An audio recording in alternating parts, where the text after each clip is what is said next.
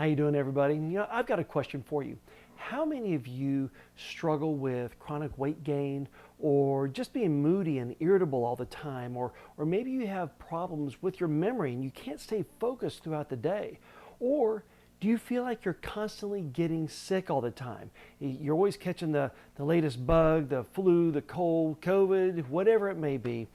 Um, for those of you that may ring a little true with, I want to talk to you about something today that you might actually be overlooking, and it's something that's so simple to fix, but many people, they do it wrong. My name is Dr. Todd, and I want to talk to you a little bit about today about your sleep. Now, before you think, oh, wait a minute, he's just going to tell me to get my 8 hours of sleep and that's going to fix all my issues. Well, that's not exactly what I'm going to talk to you about. You see, it's everything that I have read and studied on. It's not so much getting the 8 hours of sleep. 8 hours of sleep is great, but it's also what time do you go to bed? You see, I tell my patients all the time, I would much rather see someone go to bed at 10 p.m. and sleep for 6 hours than go to bed at 1 or 2 a.m. and sleep for a solid 8 hours or 9 hours.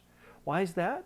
Well, it's because of all the chemical processes and the way your body, your metabolism is functioning, and the way your body is trying to recharge its batteries and digest your last meal and process information and just the different stresses and things that you dealt with throughout the day. And a lot of these things take place between the hours of 10 p.m. and 2 a.m. And so there's a lot of body functions that are taking place during that time. The thing is that if you go to bed like at, say, 1 a.m. or 2 o'clock in the morning, it's not like your body starts at that time and all those same processes take place. Instead, what happens is you miss out on all that repairing that's supposed to take place. It's gone forever. In fact, they say that people that are night owls, they have a much higher chance of developing cancer or having a heart attack or a stroke than people who are getting in bed by 9, 10, 10:30 at the latest. And so I want to really encourage you with that. For example, whenever you're not getting a good night's sleep, what happens is if you stay up till 2 o'clock in the morning, your body, it creates elevated levels of cortisol. Now, cortisol, that's the stressor hormone that causes so much dysfunction in the human body.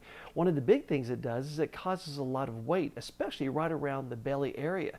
In fact, a lot of times I can just look at somebody at the mall or a grocery store or a restaurant, and if they have a larger belly in a certain area, I can tell that that person has high cortisol levels, and chances are it's either because they're under a lot of stress at home or work, or they're just not getting enough rest, or they're not going to bed early enough.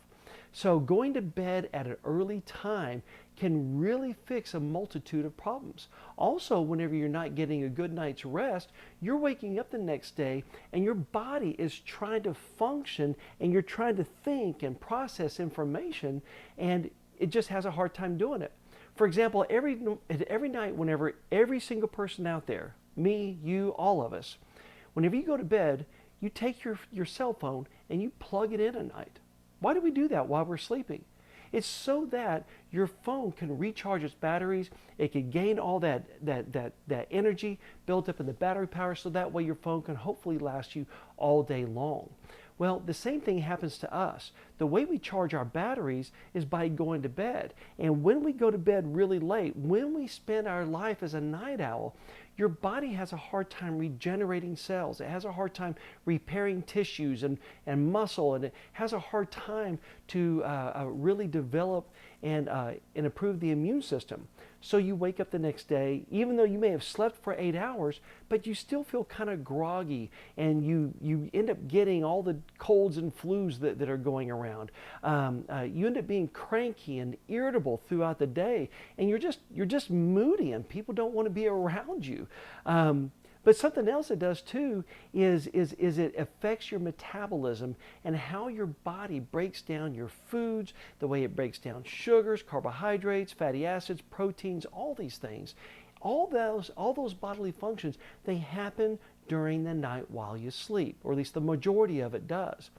And so if you want to put this to the test, I want to challenge you that if you are someone who usually stays up till after midnight every night, 7 nights a week, I want to challenge you, try to start putting yourself to bed about 10 o'clock at night.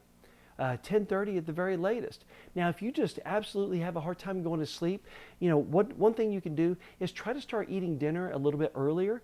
It's really hard for your body to fall asleep when you have a belly full of food.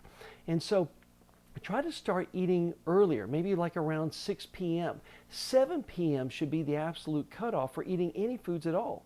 Also, really limit your intake of caffeine. If you happen to be a coffee drinker, don't drink any coffee at all after 12 noon. In fact, if you can cut out the coffee altogether, even better. And that also includes to cut out all soft drinks. Soft drinks are absolutely, I don't care even if it says caffeine free. The chemical processes that take place throughout the course of the day, just with all the sugar, the high fructose corn syrup, and the other artificial sweeteners and things that are in it, it really does a number on your metabolism. And so try to go to bed earlier and start watching your diet and eat better foods. The high protein foods, you can have some vegetables, some fruits. Try to stay away from the sugars, not necessarily cutting out 100% of the sugars, but if you're one of those that's eating a bowl of ice cream or a bowl of Captain Crunch every night before you go to bed, I want to encourage you to stop doing that, because you're really going to mess with your body's ability to be able to go to sleep at a good time. Also, cut out all soft drinks. I don't care if it's diet, I don't care if it's regular drinks, cut out the soft drinks, and even cut out a lot of the sweet tea. I'm sorry for all of you guys who live down in the South, which is where I am. I know sweet tea, that's a crowd favorite, but tea does have caffeine in it, and sweet tea obviously has sugar in it, and that could really get you amped up. So if you're drinking a big old glass of tea at night with your dinner, you should probably stop doing that and just go to water.